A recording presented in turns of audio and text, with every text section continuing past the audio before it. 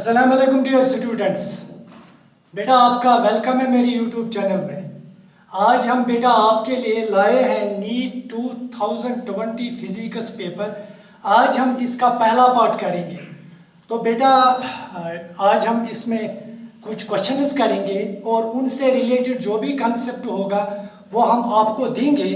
तो जो क्वेश्चंस का ऑर्डर होगा वो मैं अपनी मर्जी से मेंटेन करूंगा, आप उसकी टेंशन न लें। हम सभी क्वेश्चन वन बाय वन करेंगे और जो कंसेप्ट रिलेटेड है क्वेश्चन से वो भी आपको देंगे। तो चलिए शुरू करते हैं आज का वीडियो क्वेश्चन नंबर 2 से। The question is beta, a spherical conductor of radius 10 centimeter has a charge of 3.2 into 10 to the power minus 7 coulombs distributed uniformly. What is the magnitude of electric field at a point 15 centimeter from the center of the sphere? बेटा ये question है electrostatics का। तो इसमें हमें एक source charge दी गई है, स्फेरिकल सोर्स चार्ज, जिसका मैग्नीट्यूड है 3.2 into 10 to the power minus 7 coulombs। और हमें एक पॉइंट जो दिया गया है at a distance of 15 centimetre from this charge. तो हमें इस पॉइंट पे जो इलेक्ट्रिक फील्ड इंटेंसिटी होगी उसको फाइंड आउट करना है। ये तो बहुत ही आसान क्वेश्चन है। तो चलिए मान लीजिए ये हमारा जो है ये हमारा स्फेरिकल कंडक्टर है। This is the spherical conductor बेटा। तो यहाँ इसका सेंटर है, सेंटर से 15 सेंटीमीटर पर एक पॉइंट है बेटा, 15 सेंटीमीटर की दूरी पे। तो हमें इस पॉइंट पे electric field intensity find out करना है। तो बेटा यहाँ पर जो इस कंडक्टर का रेडियस है और वो रेडियस है 10 सेंटीमीटर, उसकी हमें ज़रूरत यहाँ नहीं पड़ेगी। हमें ज़रूरत पड़ेगी जो सेंटर से इस P तक जो डिस्टेंस है उसकी हमें ज़रूरत पड़ेगी, और वो डिस्टेंस है 15 सेंटीमीटर। तो यहाँ हम लिखें बेटा जो चार्ज का मैग्नीट्यूड है, जो चार्ज का मैग्नीट्यूड है वो है Q is equal to 3.2 into 10 to the power minus 7 coulombs. और जो हमारी डिस्टेंस R है बेटा, जिसकी हमें इलेक्ट्रिक फील्ड इंटेंसिटी में ज़रूरत पड़ती है, तो वो R यहाँ पर है 15 सेंटीमीटर। इसको हम लिख सकते हैं 15 divided by 100, that is equal to 15 into 10 to the power minus 2 metres. Okay, आपको जो यूनिट्स हैं वो आपको ऐसा यूनिट्स में कन्वर्ट करने होंगे। तो चलिए, और हमें मिला 15 into 10 to the power minus 2 meters. अब electric field intensity at P क्या होगी? Electric field intensity at P that is equal to, हमें पता है वो किसके बराबर होता है, वो होता है K Q divided by R square. Wire बेटा K जो है, K इलेक्ट्रोस्टैटिक फोर्स कांस्टेंट है, इसकी वैल्यू होती है 1/4 पाई एप्सिलॉन नॉट। आप इसको 9 इंटू 10 टू द पावर 9 भी लिख सकते हैं। और जो Q है बेटा यहाँ पर Q है source charge, source charge. Okay, source charge मतलब जिस चार्ज से इलेक्ट्रिक फील्ड बनता है, the charge which produces the electric field. यहाँ सोर्स चार्ज हमारी जो है उसका मैग्नीट्यूड है 3.2 into 10 to the power minus 7 coulombs. अब यहाँ हम इन वैल्यूज को सब्स्टिट्यूट करते हैं तो E की वैल्यू मिलेगी हमें, K की वैल्यू है 9 into 10 to the power 9, 9 into 10 to the power 9 into Q की वैल्यू है 3.2 10 to the power minus 7 divided by R की वैल्यू है बेटा 15 into 10 to the power minus 2 whole square. क्योंकि आप देखिए यहाँ पर R स्क्वायर है, क्योंकि जो इलेक्ट्रिक फील्ड इंटेंसिटी होती है it satisfies inverse square law. Okay, तो इसको सिंपलीफाई करते हैं हम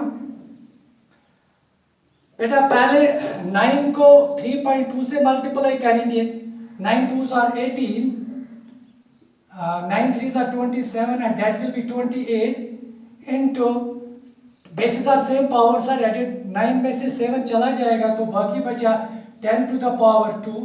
बेटा यहाँ 15 का स्क्वायर दैट इज 225 और 10 टू द पावर -2 का स्क्वायर दैट इज -4। तो आप इसको सॉल्व कर सकते हैं and you will get the answer as, पहले एक स्टेप और मैं यहाँ करता हूँ, 28.8 into 10 to the power -4 numerator में चला जाएगा, ये बनेगा 10 टू द पावर 6। अब आपको सिर्फ 225 से 28.8 को डिवाइड करना है, तो आपका आंसर आएगा, यहाँ मैंने किया हुआ है 1.28 into 10 to the power 5 newton per coulomb, क्योंकि जो ऐसा यूनिट है बेटा इलेक्ट्रिक फील्ड इंटेंसिटी का वो है न्यूटन पर कॉलम। तो दिस इज द आंसर बेटा 1.28 into 10 to the power 5 newton per coulomb. चलिए क्वेश्चन नंबर 3 करते हैं बेटा। तो क्वेश्चन नंबर 3 जो है वो है, assume that light of wavelength 600 nanometer is coming from a star, the limit of resolution of telescope whose object has a diameter of 2 meter is। बेटा ये जो क्वेश्चन है आपको मैं ये समझा रहा हूँ, टेलीस्कोप पे जो लाइट आ रही है, जो लाइट पड़ रही है किसी स्टार से, तो उसकी जो वेवलेंथ है वो है 600 नैनोमीटर। उस लाइट की वेवलेंथ है 600 नैनोमीटर। दैट इज वेवलेंथ जो होती है, वेवलेंथ बेटा wavelength lambda is given as 600 nanometre. हम इसको ऐसे भी लिख सकते हैं 600 into 10 to the power -9 metre. तो ये SI यूनिट में कन्वर्ट हो गया। तो चलिए, तो लाइट तो आ रही है टेलीस्कोप पे, टेलीस्कोप का जो ऑब्जेक्टिव है, जो ऑब्जेक्टिव लेंस है, उसका डायामीटर यहाँ पर 2 मीटर दिया गया है। तो डायामीटर जो है बेटा, डायामीटर टेलीस्कोप का वो है diameter D is equal to 2 metre. तो बेटा ये हमारा जो है ऑब्जेक्टिव मान लीजिए आप, this is the objective of the telescope, objective of the telescope. अब मान लीजिए दो डिस्टेंट स्टार्स आप ले सकते हो, इनसे लाइट आ रही है, तो ये जो एंगल यहाँ पर बनेगा इसको हम बेटा कहते हैं लिमिट ऑफ रेजोल्यूशन। ये जो यहाँ पर ऑब्जेक्टिव पे इन दो डिस्टेंट बॉडीज से लाइट जब आ रही है, तो ये ऑब्जेक्टिव पे जो एंगल बनाएंगी उसको हम बेटा कहते हैं limit of resolution of telescope is given by d theta. तो लिमिट ऑफ रेजोल्यूशन को समझने से पहले हम समझते हैं कि रिजॉल्विंग पावर क्या होता है। रिजॉल्विंग पावर होता है बेटा जब कोई ऑप्टिकल इंस्ट्रूमेंट दो ऐसे ऑब्जेक्ट जो नज़दीक हो, आपस में दो ऑब्जेक्ट जो बहुत नज़दीक हो, और जब कोई ऑप्टिकल इंस्ट्रूमेंट जैसे यहाँ पर टेलीस्कोप है, इनकी इमेज हमें सेपरेटली दिखाए, हमें लगे कि ये दो सेपरेट ऑब्जेक्ट्स हैं, जबकि ये दो ऑब्जेक्ट्स डिस्टेंट हो सकते हैं। तो जब दो ऑब्जेक्ट्स यूजुअली आप देखिए, आप ऑब्जर्व कीजिए, दूर से देखिए दो ऑब्जेक्ट्स को जो बहुत नज़दीक हो, तो हमें पहचानना मुश्किल होता है ये दो है या एक है, क्योंकि दूर से जब हम देखते हैं दो ऑब्जेक्ट्स को और जो ऑब्जेक्ट्स नज़दीक होते हैं वो हमें एक लगते हैं। तो ऑप्टिकल इंस्ट्रूमेंट की ये एबिलिटी, ये प्रॉपर्टी कि वो दूर से जो दो डिस्टेंट ऑब्जेक्ट्स हो उनकी इमेज अलग अलग दिखाए, उसको हम कहते हैं रिजॉल्विंग पावर। ये जो रिजॉल्विंग पावर होता है, ये होता है जो बेटा रिजॉल्विंग पावर होता है टेलीस्कोप का, रिजॉल्विंग पावर जो बेटा होता है, रिजॉल्विंग पावर वो होता है 1/d theta. Bye d theta आपको मैंने बताया ये है लिमिट ऑफ रेजोल्यूशन। तो अब लिमिट ऑफ रेजोल्यूशन क्या होता है? लिमिट ऑफ रेजोल्यूशन मैंने बताया कि जो डिस्टेंट टू ऑब्जेक्टिव के साथ एंगल बना रहे हैं, उनसे जो लाइट रेज आ रही है, जो ऑब्जेक्टिव पे वो एंगल बना रहे हैं, तो उसको हम d थीटा से डिनोट करते हैं, उसको हम कहते हैं लिमिट ऑफ रेजोल्यूशन। बट अगर हम इसकी प्रॉपर डेफिनेशन देखें तो ये जो लिमिट ऑफ रेजोल्यूशन होता है, ये होता है minimum distance.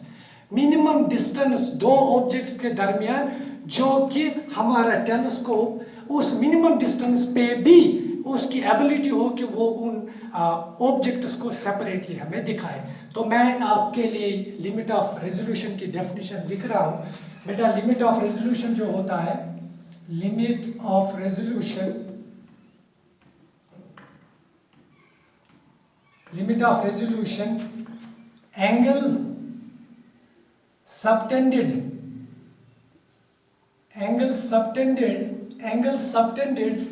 by the light rays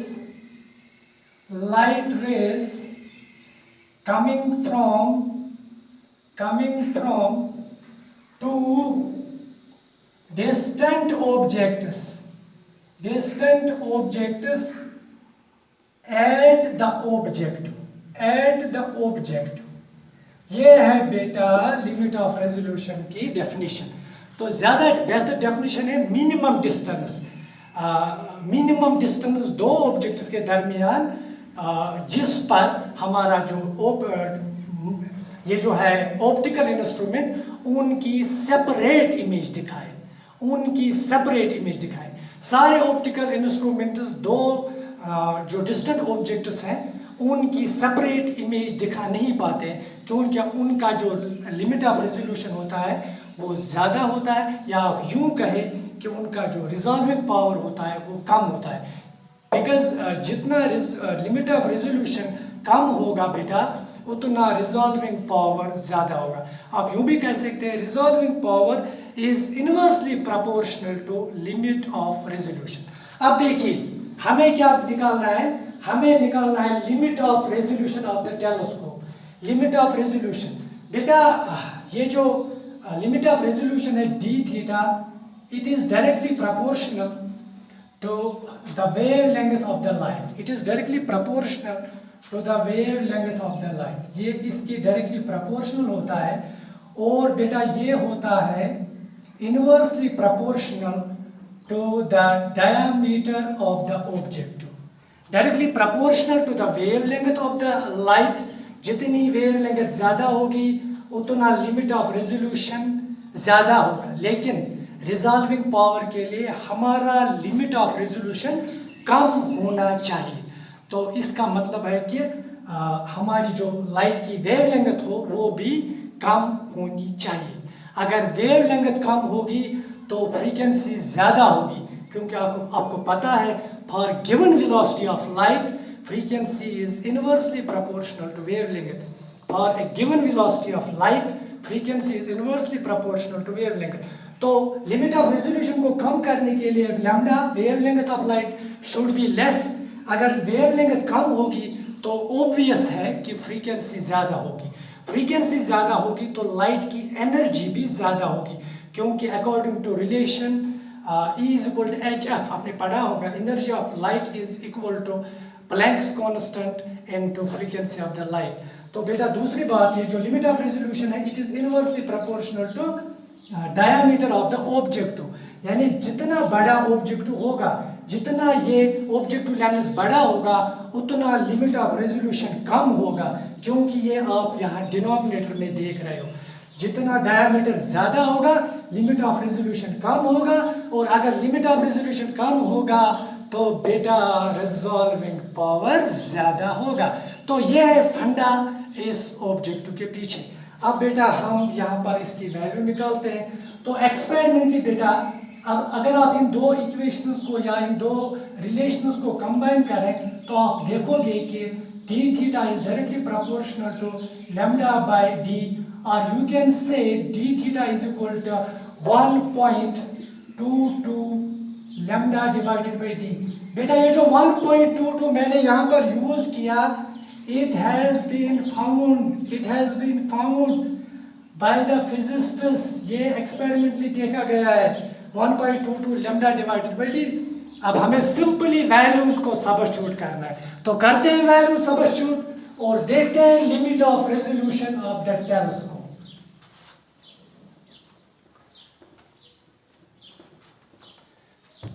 बेटा डी थीटा की वैल्यू अगर आप चाहें तो मैं यहाँ पर निकाल सकता हूँ।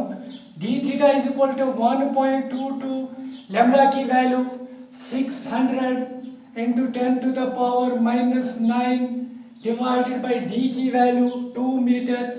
तो आप ऐसा कीजिए, यहाँ गलती हो गई, यहाँ 600 है फिर मल्टीप्लाई है, तो 2 1s are 2 3s are 2 0s are 2 0s are। तो यहाँ मैंने इसकी कैलकुलेशन थोड़ी बहुत की हुई है। ओके, अब अगर चाहें तो ऐसा कर सकते हो आप, यहाँ पर है बेटा 1 डी थीटा की वैल्यू 1.22, 300 को ऑफ लिखिए, 3 इंटू 10⁻², एंड वी हैव 10⁻⁻9। तो 3 को मल्टीप्लाई करेंगे इसके साथ, 3 2s are 6, 3 2s are 6, 3 1s are 3, 10⁻⁻7। ये आंसर है शायद 3.66 10⁻⁻7 रेडियंस, क्योंकि हमें पता है जो एंगल होता है उसका यूनिट जो होता है रेडियंस होता है। तो बेटा इसे कहते हैं भिगोया धोया और हो गया। तो चलिए क्वेश्चन नंबर 1 करते हैं। क्वेश्चन नंबर 1 जो है वो है, for a transistor action which of the following statements is correct. For a transistor action which of the following statements is correct. पहली ऑप्शन जो है बेटा यहाँ पर वो है, both emitter and collector junctions are forward biased. दूसरा option, the base region must be very thin and lightly doped. तीसरी option, base emitter and collector region should have same doping concentrations. Fourth, base emitter and collector region should have same size. Okay बेटा, ये तो question number 1 है, मैंने इसलिए पहले इसको नहीं किया क्योंकि ये बहुत ही आसान क्वेश्चन है और इसमें हमें ज़्यादा मैथमेटिक्स की ज़रूरत नहीं पड़ेगी। वैसे तो मैथमेटिक्स की ज़रूरत ही नहीं पड़ेगी इसमें, तो इसीलिए मैंने इसको सीरियल नंबर 3 पे रखा। तो बेटा यहाँ मैंने एक ट्रांजिस्टर को बनाया है NPN। हमारे पास 2 किस्म के ट्रांजिस्टर्स होते हैं। वैसे तो इसके बहुत सारे टाइप्स हैं, लेकिन मेन जो हम पढ़ते हैं जो हमारे सिलेबस में है वो है 2 किस्म के। एक तो होता है NPN और दूसरा होता है PNP ट्रांजिस्टर। इन दोनों को हम, एक होता है NPN और दूसरा होता है PNP। इन दोनों ट्रांजिस्टर्स को हम कलेक्टिवली बेटा कहते हैं bipolar junction transistor, BJT, bipolar junction transistor, BJT। इनको बाइपोलर क्यों कहते हैं? क्योंकि इन ट्रांजिस्टर्स में जो करंट फ्लो करती है वो करती है एक तो होल्स की वजह से और दूसरे फ्री इलेक्ट्रॉन्स की वजह से। यानी इन ट्रांजिस्टर्स में या तो होल्स होते हैं और होते हैं इनमें फ्री इलेक्ट्रॉन्स। तो ज़्यादा कंसंट्रेशन जिसकी होगी उनको हम कहते हैं मेजॉरिटी कैरियर्स, और जिनकी कंसंट्रेशन कम होती है उनको हम कहते हैं माइनॉरिटी कैरियर्स।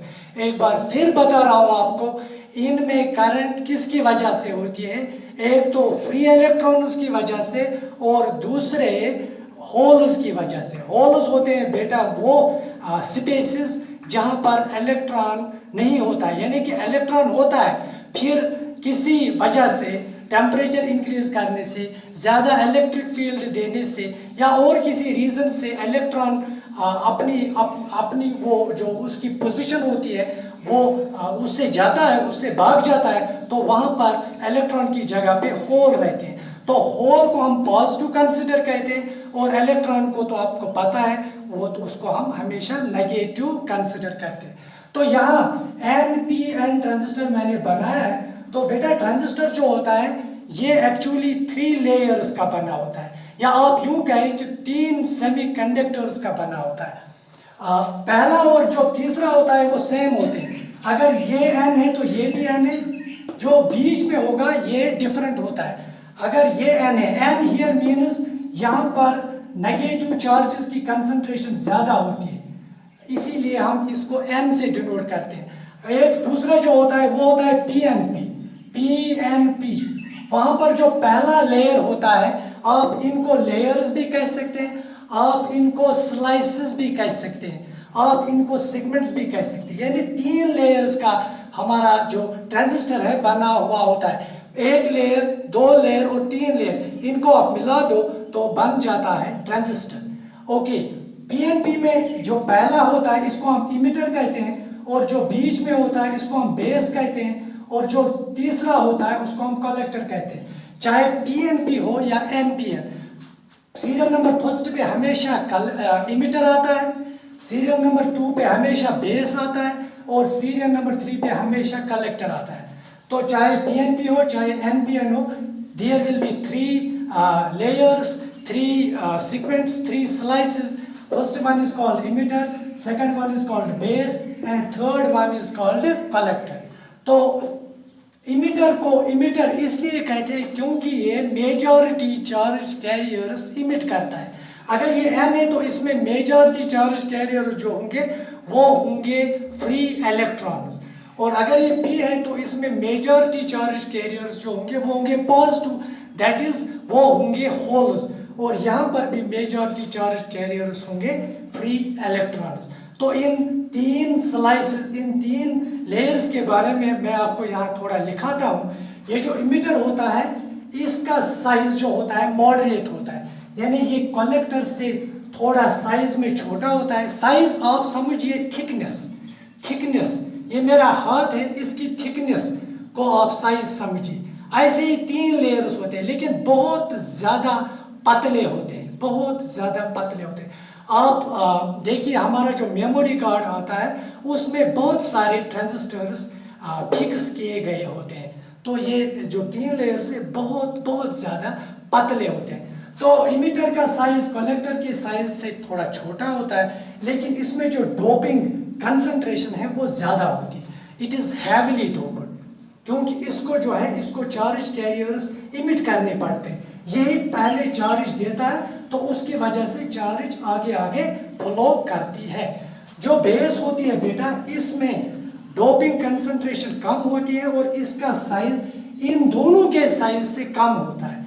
और जो कलेक्टर होता है इसका साइज बड़ा होता है, और लेकिन इसकी जो डोपिंग कंसंट्रेशन है वो इमिटर से थोड़ी छोटी होती है। तो आप ट्रांजिस्टर में आपने पढ़ा होगा कि डोपिंग हम किसको कहते हैं? डोपिंग कहते हैं सेमीकंडक्टर में इम्प्यूरिटीज एटम्स मिक्स करना, ताकि इसमें जो इसकी कंडक्टिविटी है वो इंक्रीज हो जाए। Intermixing of these impurity atoms so that its conductivity will increase. तो यहाँ मैं दिखा रहा हूँ आपको, इमिटर जो होता है बेटा, इमिटर क्या बोला मैंने अभी, हैवीली डोप्ड होता है, heavily doped end of moderate size का होता है। इसके बाद बेस की बात करते हैं बेटा। बेस जो होता है थिन होता है, थिन मतलब इसका साइज बहुत छोटा होता है, इसका जो इसकी जो विड्थ होती है कम होती है, थिन एंड लाइटली डोप्ड होता है। और जो कलेक्टर होता है, कलेक्टर ये जो होता है लिटिल larger than emitter से थोड़ा बड़ा होता है, little larger than emitter, and moderately doped. इसमें डोपिंग जो होती है वो इमिटर से कम होती है। तो यहाँ आप इस ऑब्जेक्टिव में हमें ज्यादा बेस पे कंसंट्रेट करना होगा, क्योंकि जो बेस होती है बेटा इसमें ये थिन क्यों होता है और इसको लाइटली डोप्ड क्यों किया जाता है? क्योंकि जब यहाँ से majority charge carriers, for example यहाँ पर इस वक्त चार्ज कैरियर जो है नेगेटिव है, इसमें फ्री इलेक्ट्रॉन ज्यादा है, तो जब यहाँ से वो फ्लो करते हैं बेस की तरफ, यहाँ वो कुछ होल्स को भर देते हैं, यानी कि वो कुछ होल्स की मतलब पोजीशन को ऑक्यूपाई करते हैं। तो यहाँ पर हम कहते हैं टेक्निकल वर्ड यहाँ रिकम्बिनेशन होती है, recombination of electrons and holes. तो यहाँ ज़्यादा रिकम्बिनेशन ना हो इसलिए इसकी कंसंट्रेशन कम होती है, यानी ये लाइटली डोप्ड होता है। और दूसरी बात, ये जो बेस होता है ये एक्चुअली एज बैरियर एक्ट करता है। आपको मैं बता दूं, ये जो लाइन यहाँ पर खींची है मैंने और ये लाइन, इनको हम जंक्शन कहते हैं, इनको हम जंक्शन कहते हैं। जहाँ पर दो लेयर्स मिल जाते हैं उस लाइन को हम, लाइन ऑफ इंटरसेक्शन को हम जंक्शन कहते हैं। तो जो बेस है ये एक्चुअली यहाँ पर एक बैरियर की तरह काम करती है, एक करंट कंट्रोलिंग होता है, ये जो करंट को कंट्रोल करता है। तो यहाँ पर ज़्यादा इलेक्ट्रॉन रिकम्बाइन ना हो होल्स के साथ, इसलिए बेस को लाइटली डोप्ड करना पड़ता है और इसका साइज कम रखना पड़ता है। तो अब हम ऑप्शंस पे जाते हैं। पहली ऑप्शन जो बेटा है वो है both emitter and collector junctions are forward biased. Forward biased मतलब ये जो ट्रांजिस्टर होता है इसमें हम एक्सटर्नल वोल्टेज अप्लाई करते हैं। एक्सटर्नल वोल्टेज मीन्स हम किसी सेल या किसी बैटरी को इस ट्रांजिस्टर से कनेक्ट करते हैं। तो मैं आपको दिखाऊं वो कैसे होता है, वो हम कैसे करते हैं। तो बेटा देखिए, ये इसको हम कनेक्ट करते हैं नेगेटिव टर्मिनल से और ये रहा पॉजिटिव। तो इसका एक कनेक्टिंग वायर इससे मिला देते हैं, इसको हम करते हैं कनेक्ट बेटा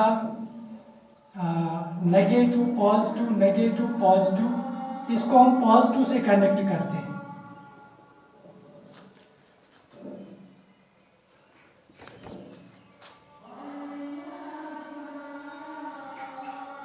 ओके, ट्रांजिस्टर में अगर नेगेटिव को नेगेटिव से कनेक्ट किया जाए तो उसको कहते हैं फॉरवर्ड बायस। फॉरवर्ड बायस, बायस मीन्स एक्सटर्नल वोल्टेज अप्लाई करना, एक्सटर्नल वोल्टेज कनेक्ट करना, उसको कहते हैं बायसिंग। तो अगर नेगेटिव को नेगेटिव से कनेक्ट किया जाए तो उसको कहते हैं फॉरवर्ड बायसिंग। तो ये जो इसका इसका जो जंक्शन है या एक जो इसका इमिटर बेस जो रीजन है इसको हम फॉरवर्ड बायस करते हैं, फॉरवर्ड। अभी मैंने कहा अगर नेगेटिव को नेगेटिव से कनेक्ट करें तो उसको फॉरवर्ड कहते हैं, फॉरवर्ड बायसिंग। और यहाँ हमने पॉजिटिव को नेगेटिव से कनेक्ट किया, इसको हम कहते हैं बेटा रिवर्स बायसिंग, इसको हम कहते हैं रिवर्स बायसिंग। तो जो इमिटर बेस जंक्शन होता है इसको फॉरवर्ड बायस किया जाता है और जो कलेक्टर बेस जंक्शन होता है इसको रिवर्स बायस किया जाता है। ऐसा इसलिए होता है क्योंकि यहाँ पर हमें नेगेटिव चार्जेस को बेस की तरफ ले जाना है, इसलिए हम यहाँ पर नेगेटिव टर्मिनल लगाते हैं ताकि रिपल्शन हो, नेगेटिव को रिपेल करें और चार्जेस जो है बेस की तरफ फ्लो करें। तो ये तो बहुत ज़्यादा इस पे अगर एक दिन भी हम बातें करें तो भी कम होगी, क्योंकि ट्रांजिस्टर जो है इसके पीछे जो लॉजिक है वो बहुत ही डीप है। तो इस वक्त मैं वो सारा आपके सामने नहीं रख सकता हूँ, तो उसके लिए मैं माफ़ी चाहता हूँ। तो जितना मैंने ज़रूरी समझा आपको वो मैं बता रहा हूँ। तो इसको हम पॉजिटिव से इसलिए कनेक्ट कर रहे हैं ताकि जो यहाँ पर इलेक्ट्रॉन्स हो वो इस टर्मिनल की तरफ अट्रैक्ट हो, पॉजिटिव की तरफ अट्रैक्ट हो। यहाँ पर हम चाहते हैं कि रिपल्शन हो, इलेक्ट्रॉन्स पॉजिटिव पी की तरफ चले जाएं, और यहाँ पर चाहते हैं हम कि अट्रैक्शन हो, इलेक्ट्रॉन्स पॉजिटिव टर्मिनल की तरफ आ जाए। तो अब हम ऑप्शंस पे देखते हैं बेटा। Both emitter and collector junctions are forward biased, गलत, क्योंकि दोनों जंक्शन जो होते हैं फॉरवर्ड बायस्ड नहीं होते हैं। पहला जंक्शन रिवर्स फॉरवर्ड बायस्ड होता है और दूसरा जंक्शन रिवर्स बायस्ड होता है। तो ये ऑप्शन तो नहीं आएगी बेटा। अब तीसरी ऑप्शन पे मैं जाता हूँ, सी वाले पार्ट में, base emitter and collector reasons should have same doping concentration. ये भी गलत, क्योंकि डोपिंग कंसंट्रेशन अभी मैंने कहा इसमें ज़्यादा होती है, इसमें मॉडरेट होती है और इसमें सबसे कम होती है। तो सेम कंसंट्रेशन की तो यहाँ पर बात ही नहीं। अब डी वाले पार्ट पे आते हैं, base, emitter and collector region should have same size. वो भी गलत है क्योंकि अभी हमने डिस्कस किया इनका साइज जो है वो डिफरेंट होना चाहिए, तभी ट्रांजिस्टर एक्शन में आता है जब इन तीनों लेयर्स का साइज डिफरेंट हो। तो एक ऑप्शन बचती है बी वाली, the base region must be very thin and lightly doped. यही तो इसका फंडा है, यही तो ट्रांजिस्टर का काम करने का तरीका है। इसमें जो बेस रीजन हो, ये एक तो इसकी डोपिंग जो है वो लाइट होनी चाहिए और दूसरे इसमें इसका जो साइज है वो भी थिन होना चाहिए। तो आंसर है बेटा पार्ट नंबर बी। चलिए क्वेश्चन नंबर 4 करते हैं। बेटा क्वेश्चन नंबर 4 जो है वो है डायमेंशंस ऑफ सिट्रस। ये जो सिट्रस होता है, जैसा आपने प्रेशर के बारे में फिलिप्स में पढ़ा है, प्रेशर होता है force per unit area. Pressure हम फिलिप्स में पढ़ते हैं और ये जो सिट्रस होता है प्रेशर की तरह ही एक फिजिकल क्वांटिटी है, लेकिन इसको हम यूजुअली सॉलिड्स में पढ़ते हैं। तो बेटा जो सिट्रस होता है वो भी होता है फोर्स पर यूनिट एरिया। तो हमें इस यहाँ पर इसके डायमेंशंस को निकालना होगा। तो चलिए, जो सिट्रस होता है बेटा, सिट्रस इसकी जो वैल्यू है वो है फोर्स डिवाइडेड बाय एरिया, यानी फोर्स पर यूनिट एरिया। अब हम फोर्स के डायमेंशंस यहाँ मेंशन करेंगे। फोर्स के डायमेंशंस होते हैं M L T -2 and area के डायमेंशंस होते हैं एल स्क्वायर या L2 भी आप कह सकते हो। तो L को हम न्यूमरेटर में शिफ्ट करते हैं, ये बनेगा M L T -2 into L-2, that will be equal to M basis are same. यहाँ पर L की पावर 1 है, यहाँ -2 है, तो L की पावर -1 आएगी, T की पावर -2। सो बेटा this is the dimensional formula of citrus. मैं चेक करूँ, ML -1 T -2, this is the dimensional formula of citrus.